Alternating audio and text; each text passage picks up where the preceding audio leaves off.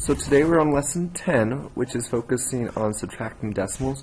Our I can statement is I can subtract decimals using place value strategies and modeling.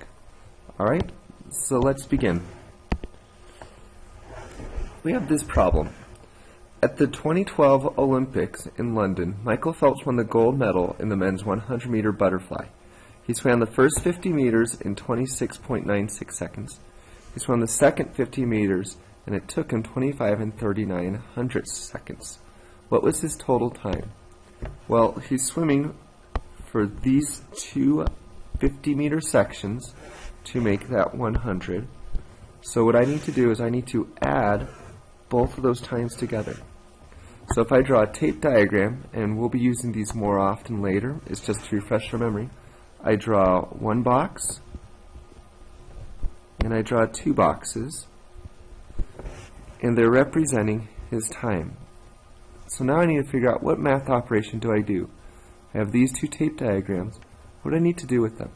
Well, I need to add them, or combine them into one giant one. So what I can do from yesterday's lesson, if I remember, is I add my decimals. Remember, I always add the same place value, so I'm always adding hundredths together. That extra hundredth, when I have a group of 10, goes to the next spot. And I just keep adding them. Notice when I'm adding decimals using the same place value, those decimals have to line up. If they don't line up, then I'm not adding that same place value. So we're going to take that same concept and now work on subtraction. So here I have 5/10 minus 3/10. Well, I have a 5 here and a 3 here. So how can I model that? Well, I can model it by using dots. 1, 2, 3, 4, 5. 1, 2, 3. Just like yesterday's lesson. So now what do you think I do? Well, when I added yesterday, I add my dots together. When I subtract, though, I'm going to be canceling them out. I'm taking one away from each group. So 1 and 1 is gone. 2 and 2 is gone. 3 and 3 is gone. So how many dots am I left with? Well, I'm left with just 2. And we see those 2 dots come from right here. My standard form then is 0.2 or 2/10. Notice again how I'm subtracting from the same place value each time. My tenths are subtracted only from tenths. Okay, let's look at our next one. 7 ones and 5 thousandths minus 2 ones and 3 thousandths. So I have a 7 and 5 thousandths, 2 and 3 thousandths. So what am I going to do? I'm going to change these 2 dots now. 1, 2, 3. 1, 2. This will be at 7 dots. 1, 2, 3, 4, 5, 6, 7. 1, 2, 3, 4, 5. So all I'm doing is I'm taking those numbers and just rewriting them as dots, rewriting them as modeling. So here I see my dots. What am I going to do next? Well, now I'm going to cancel them out. So it will be 1, 2, 1, 2, 3. And all I do now is I just count and see how many dots I have left. See, I have 2 here, so there's 2 there, and there's 5 dots left here. So that's where these 5 come from. So I have 5 ones and 2 thousandths. Notice again, you're going to hear me say this a lot. I'm subtracting from the same place value each time. Okay, here's another example. 9 hundredths, 5 thousandths. So 905 thousandths, that's going to be 905. And then 3 hundredths. Well, remember, I can break these up to groups of 10. So this 90 can be a 9.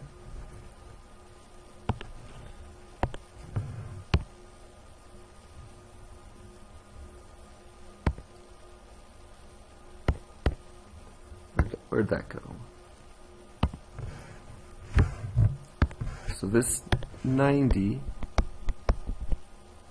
900, I'm sorry, that's where my mistake was. I'm taking 900 and I'm leaving just 5. So that 900 can be traded to 90 tenths. I can now take these 90 tenths and trade them for 9 ones. So now what am I going to do? Well, now I'm just converting them to dots for my model. 1, 2, 3, 4, 5. 1, 2, 3. 1, 2, 3, 4, 5, 6, 7, 8, 9. And now I'm ready to start my subtraction. So I cancel the dots out, and now I just copy. I'll have 1, 2 dots, 1, 2, 3, 4, 5, 6, 7, 8, 9 dots here. So my standard form is 9.02, or 9 2/100ths. If we had yesterday's lesson down pretty easy, then today should be easy as well. Here I have 83 tenths, so that's going to be 83 tenths minus 6 and 4 tenths. So what I need to do is I need to break this tenths down into ones and tenths. 83 tenths is 8 ones and 3 tenths. I'm taking 80 out, and I'm regrouping for 8 ones. So let's go to this next part. We now have our dots laid out, but there's a problem with this one. What is it? Well, I can cancel my dots out, but now I can't cancel anything out up here. I have 0 dots, take away 1. So how do I solve that problem? Well, hopefully I remember subtracting involves regrouping. So I'm taking this 1 and I am converting it for 10 tenths. 1, 2, 3, 4, 5, 6, 7, 8, 9, 10. And now, look at that, I can cross these out. So now I'm left with 1, 2, 3, 4, 5, 6, 7, 8, 9 tenths. And I can cross my ones out. This one, remember, got regrouped over here, so it also gets crossed out. So all I'm left with is 1. So my answer is 1 9 tenths. So after I do that regrouping, they get canceled out, and I'm left with that 1 9 tenths. Let's look at another one that involves regrouping. Here I have 9 2 tenths. I have 6 ones and 4 tenths. So what do? I take them and I convert them to dots. What problem again do I have here? Well, my problem is that when I start canceling out, I have 0 minus 2, so I need to regroup again. So I regroup, I'm trading this one for 10 tenths. And now I can start regrouping and start canceling. And I'll see these ones cancel out. So I'm left with 1, 2 dots, and here I have 1, 2, then 3, 4, 5, 6, 7, 8. 3, 4, 5, 6, 7, 8. So what is my answer? Well, it's going to be 2 8 tenths. Notice I'm just canceling my dots out. If there's one above, I cross out one below. Alright, what I want you to do is I want you to notice, because we're going to work on a shortcut at the end, how this modeling is the same as if I use my standard algorithm of subtracting. I'm subtracting the same place value, so my tenths need to be in the same row, and I just subtract like it was a normal 73 minus 64. So this is a problem we did more towards the beginning, 2 ago. But notice, my model is 1 1/9, and here when I subtract I get 1 9/9. So keep that in mind. I want you to think, why does that work? So here's our next one. I have 8, 3, and 1, and 2, 9, and 2. What I do now is I change those to a model, to a picture, and now I'm ready to regroup. There's a problem here though. I need to trade these ones for thousandths. I can cross these out, but now I'm missing a guy here. So I'm going to take this and it's going to become 10. 1, 2, 3, 4, 5, 6, 7, 8, 9, 10. So now I'm ready to continue. Cross out, and I have 9 left. 1, 2, 3, 4, 5, 6, 7, 8, 9. There's 9 dots. So now I'm ready to continue over here. This one was trade, so he gets crossed out. Tenths is going to need to be borrowed now. Notice how I have some numbers down here, but there's nothing up here. So again, I need to borrow. I need to regroup. So I have 1, 2, 3, 4, 5, 6, 7, 8, 9, 10. And now I can cross out. 1, 2, 3, 4, 5, 6, 7. How many do I have left? Well, I see 1, 2, 3. 1, 2, 3.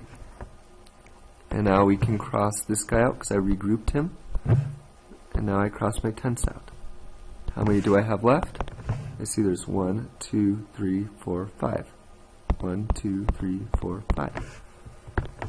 So all I'm doing now is I take those numbers that we just modeled, that 5, that 3, and this one over here. Does anyone see why there's 3 dots here?